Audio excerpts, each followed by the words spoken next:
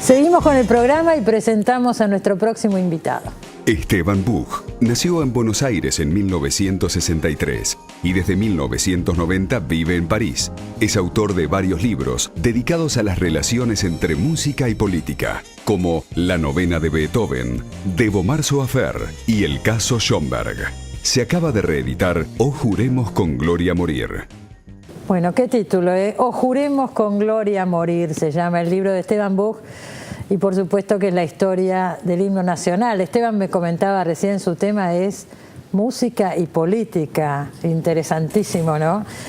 Y bueno, acá tratás, Esteban, este libro es del 94, ¿no es cierto? En realidad, la primera edición. La primera edición sí, pero para esta nueva edición lo retrabajé un poco, le agregué un prólogo, un epílogo, en fin, está un poco actualizado. Está actualizado, pero digo, ya tiene sus años y es muy interesante ver la relación entre el himno nacional desde la Asamblea del año 13, ahora se cumplen 200 años, ¿no?, de la creación del himno. Acá está muy contado las circunstancias en que fue creado, encargado, en realidad, ahora lo vas a contar vos, hasta Charly García y las últimas versiones. Y vas atravesando toda la historia argentina desde el himno y desde lo que significó para cada gobierno, para cada momento histórico. Y es muy impresionante como vos lo decís en un momento, podría ser un significante vacío que se adapta a la realidad de cada momento, al discurso de cada uno, pero no, también representa otra cosa, un nosotros, representa un nosotros, claro, que habría que ver que engloba, porque ese nosotros engloba todas las ideologías más diversas, fue usado para el bien, para el mal, para todo. A ver. Y esa es, bueno, lo dijiste muy bien, así que ya está ya hice el resumen del libro.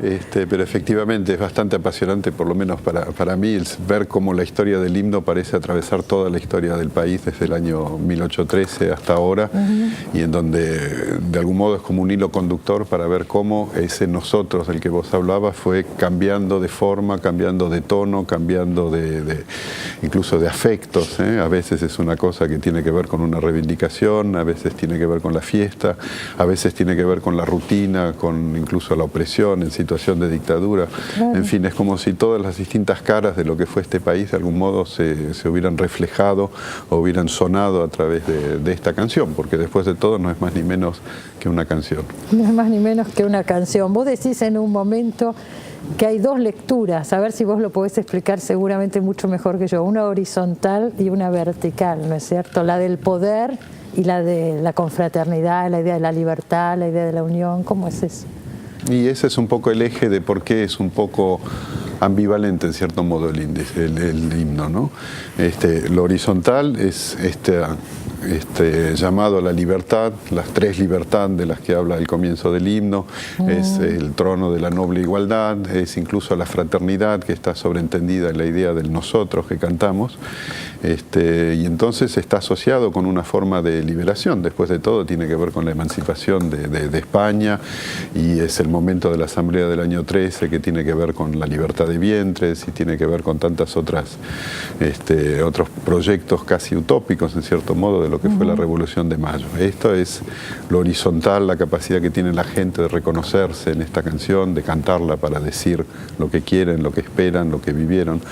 Y el vertical es, bueno, lo aprendimos a cantar firmes en cierto modo, tiene que ver con el ejército, tiene que ver con la disciplina, tiene que ver con las rutinas del Estado como aquello que supone limitar al individuo en su libertad, tiene que ver con el servicio militar obligatorio que ya no existe, pero que durante tanto tiempo fue como el lugar mismo en donde ese pacto se producía, ¿no? El o juremos con gloria morir. Exacto. Era exactamente eso lo que los conscriptos prometían en cierto modo y lo que los ciudadanos prometían, aún teniendo dudas sobre si valía la pena realmente morir, por ejemplo, en una guerra o en una situación de crisis. Exactamente. Ahora, si nosotros miramos el himno original era mucho más largo, duraba 20 minutos cantarlo, ¿no es cierto? Era larguísimo, Era porque en versión. realidad es un poema Acá que está tiene transcripto, 9 claro. estrofas en vez de Sí. las 8 versos más Bueno. el refrán que se canta. Y en realidad es como una historia. Si uno lee las 9 estrofas, como si fuera un relato de origen de lo que es el país, ¿no? Bueno, no me voy a poner a recitarlo porque no vamos a terminar más. Bueno. Pero esta idea de que es un relato de origen era algo muy importante en ese momento, 1813, porque en realidad la nación no existía, ¿verdad? Había que darle un mito de fundación. Claro, y los símbolos para eso. Y para claro. eso se crearon el himno y los otros símbolos como instrumentos de poder. En realidad es una forma un poco anacrónica hoy de hacer política en el plano de los símbolos. Salvo que no era muy práctico que fuera tan largo.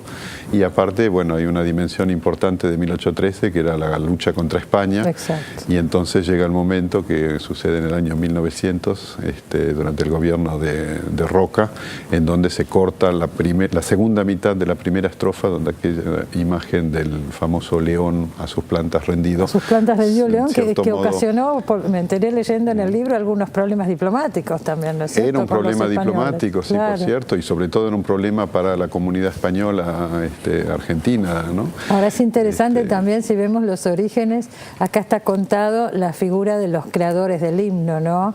Uno siempre dice Vicente López y Blanes y Blas Parera, y acá contás, era muy diferente. Por empezar, Vicente López lo hace, digamos, como un servicio a la patria. Blas Paredes contratado, es un músico español, creo, contratado, y cobra un dinero por hacer el himno. ¿Cómo fue todo Exactamente. eso? Vicente López en realidad es un político. Sí. Además hizo una larga carrera política de todos los colores, por otra parte, rosista, antirrosista, en fin.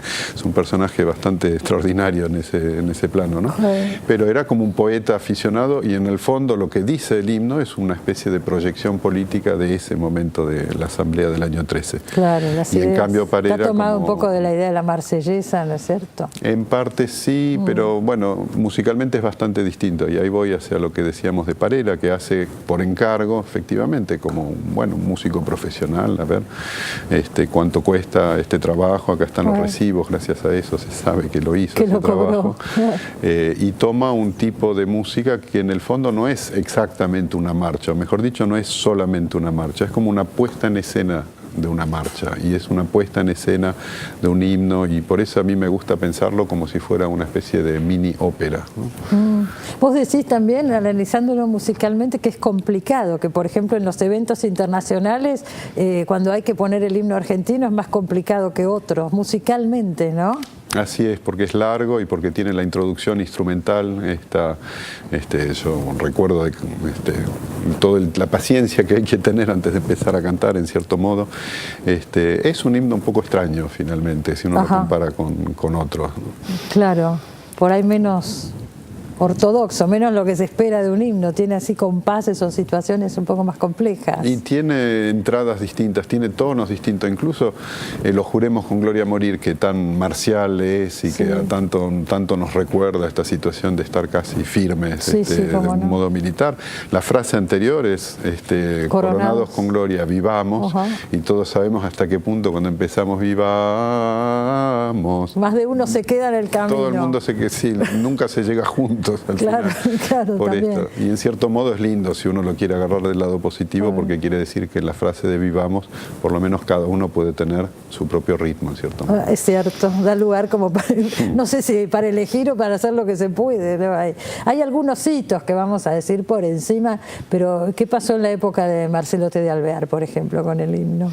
Ese es un episodio que es muy interesante, porque Alvear en el año 27 tiene la buena idea, que en realidad es una muy mala idea, de hacer una nueva versión del himno para hacerla un poco más marcial y modernizarlo, pero a la vez volver a lo que él cree que es la tradición sobre la base de un manuscrito del que se dice que es de Parera. Y entonces, bueno, proponen una nueva versión y al principio parece que está todo bien, salvo que el diario La Prensa lanza una campaña furibunda contra ese himno. Y durante semanas y semanas y semanas la prensa va a hacer realmente una campaña de prensa para que el gobierno retire ese himno. Y ¿basándose en qué? ¿En una idea de la tradición?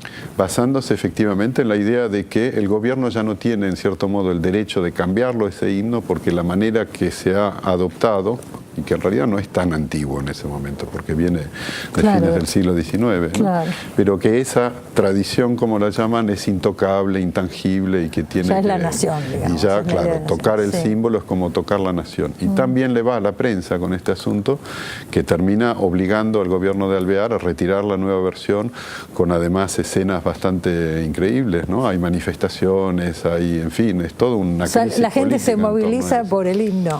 La gente sí se moviliza porque la prensa Porque la moviliza prensa más le dice que se movilice. Lo que pasa es que la Bueno. prensa se la pasa explicando que la movilización es popular y espontánea y a la vez está claramente manipulado por, Claro, claro. por el diario. Claro, uno dice que alimenta qué, ¿no? Pero termina Exactamente. pasando eso.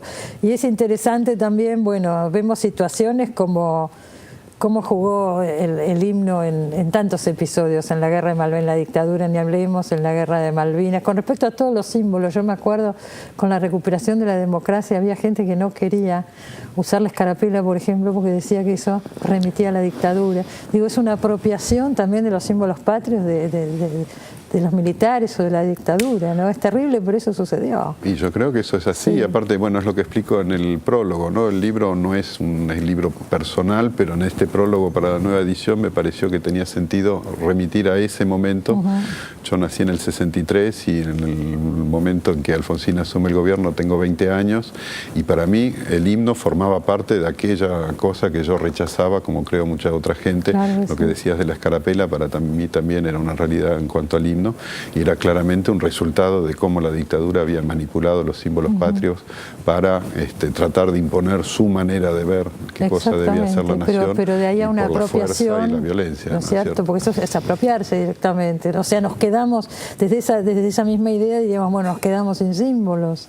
Si los y en símbolos cierto modo representan- creo que estábamos un poco pasó, ¿no es huérfanos cierto? de Claro. identificación con lo nacional. Yo por lo Seguro. menos en esos años tenía una relación con lo nacional que era muy problemática, Pero ¿no? claro. Y este libro es en cierto modo para mí fue una manera de reflexionar sobre esa vivencia que era compartida, me parece. Sin duda. Y además, bueno, es interesante pensar, te fuiste a vivir a Francia y todo esto lo reflexionaste desde afuera, lo reflexionaste desde Francia, ¿no? Y sí, fue así. Me fui en el año 90 y escribí, la primera versión fue un trabajo académico para Francia. Allá en Francia. Sí.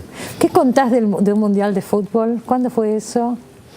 Y un episodio que cuento, que es un poco donde termina el relato, es el Mundial de Italia, en el año 90, y un episodio famoso en aquel tiempo de cuando una parte de los hinchas italianos silbó el himno nacional, y eso fue como una especie de mini crisis, porque acá, aparte Maradona tenía un rol completamente emblemático, por supuesto, de lo que era la nación en el mundo entero, y entonces todo se transformó en una especie de psicodrama mediático, ¿no? Internacional, que fue además prolongado en cierto modo y a la vez reparado por la versión que Charly García hace en ese mismo momento, pocos meses después, en donde él, cuando estrena su versión del himno, sale al escenario con una camiseta que tiene el número 10 de Maradona en la espalda, y a la vez que no es la camiseta de la selección, sino que es la bandera nacional. Entonces hay como un juego así sobre los símbolos patrios que Charly encarna en ese momento, y yo lo tomo como punto de llegada del relato porque creo que eso marca un poco el cierre de lo que fue la revisión, o mejor dicho, la transición democrática en ese sentido. Es como que empieza a haber una manera de relacionarse con la patria que no está marcada por el sonido militar, por las bandas del ejército, por todo eso que tanto había saturado nuestros oídos. Pero es interesante porque uno ve en ese momento, leyéndolo acá, ¿no? en tu libro, la repercusión que tuvo en ese momento el himno cantado por Charly, y pasaron cosas inesperadas. Por ejemplo, decís que había sectores militares que aprobaron esto. O sea, no fue tal cual uno esquemáticamente podía pensar que iba a suceder.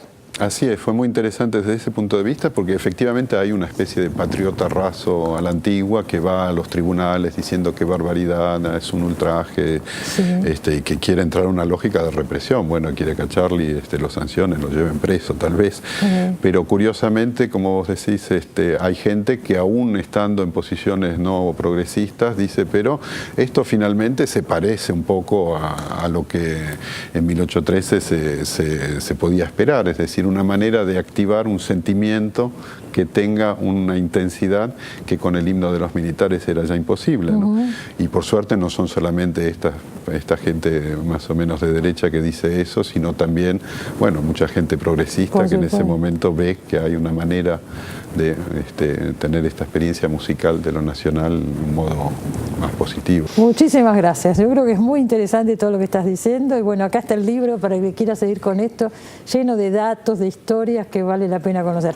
O Juremos con Gloria a morir de Esteban Busch. ¿Cuándo te vas? ¿Ya te estás por ir a Francia? Me quedo todavía un tiempito y justamente hasta el 10 de mayo en que se presenta este libro en la Biblioteca Nacional, la víspera del bicentenario, porque el himno fue adoptado por la Asamblea del año 13, el 11 de mayo de 1813. Ahí son los 200 años del himno. Bicentenario. Gracias, Esteban, por haber venido. Gracias a vos. No se vaya, nos queda un bloque todavía, ya volvemos.